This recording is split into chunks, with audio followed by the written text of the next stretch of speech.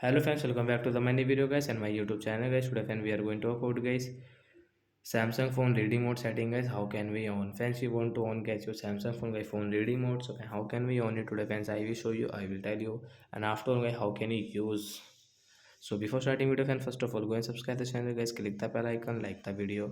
So friends, first of all you will have to on guys your phone setting guys. After on phone setting guys, you can see your phone display setting guys. Tap on phone display setting, and friends you can see guys your phone eye comfort mean guys this reading mode setting guys. So guys you can on from here. After on guys your reading mode will on, and reading mode color temperature guys you can adjust from here, increase and decrease.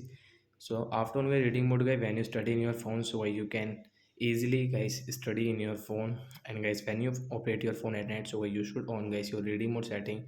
After that guys you can use your phone easily, and guys you can look at on your phone easily. So like that guys you can on and use guys your phone reading mode setting. And once you don't want to use, so guys you can off from here also guys. Right side icon guys, we will tap here to off reading mode. So like that guys we can use reading mode setting. So bye guys, thanks for watching.